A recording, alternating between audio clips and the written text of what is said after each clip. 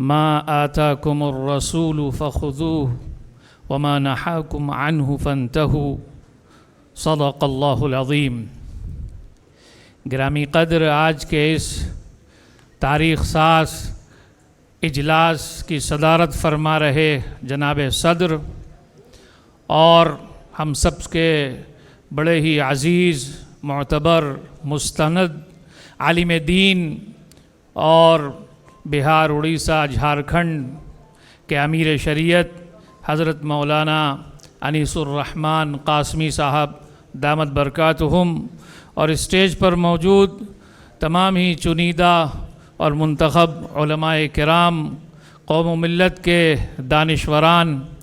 آج ہم سب کے لیے بڑی ہی خوشی و مسرت کا موقع ہے،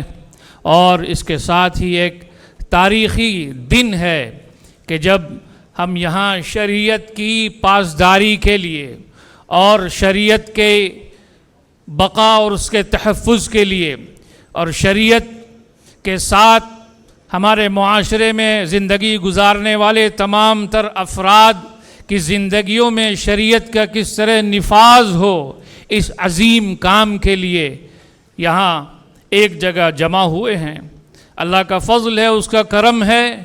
کہ ہمارے درمیان چوٹی کے وہ علماء جن کی نظر کتاب و سنت پر بڑی ہی عمیق اور گہری ہے، اور جن کی زندگی کہ وہ ادوار بزرگان دین اور جو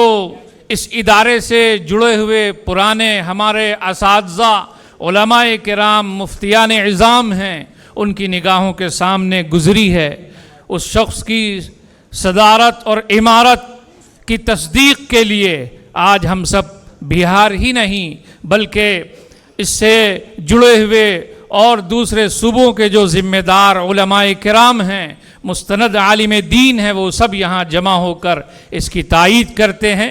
ہم بھی اس کی تائید کرتے ہیں کہ حضرت مولانا انیس الرحمن قاسمی صاحب دامت برکاتہم موجودہ امیر شریعت ہیں، چونکہ ان کی زندگی کے بارے میں ہم سب جانتے ہیں، اور میں ایک شعر کے ذریعے سے ان کی زندگی کی عکاسی پر روشنی ڈالنا چاہتا ہوں، چونکہ وقت بہت کم ہے،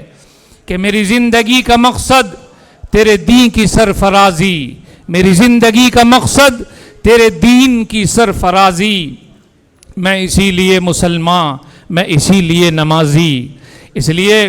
ہمیں اپنی زندگی کا مقصد اللہ کے دین کی سربلندی اور اللہ کے محبوب علیہ الصلاۃ والسلام کے ذریعے سے جو تعلیمات انسانیت کی ہدایت کے لیے، معاشرے کی اصلاح کے لیے ہمیں سکھلائی گئی ہیں، بتلائی گئی ہیں، ان کا نفاذ۔ تو یہ وہ حضرات ہیں جنہوں نے 40 سالہ خدمات انجام دے کر عمارت شریعہ کے اندر ایک وہ روشنی جو جس کی ضرورت معاشرے کو ہوتی ہے، اس کو پھیلانے کا کام کیا ہے۔ آئندہ بھی یہ کام پورے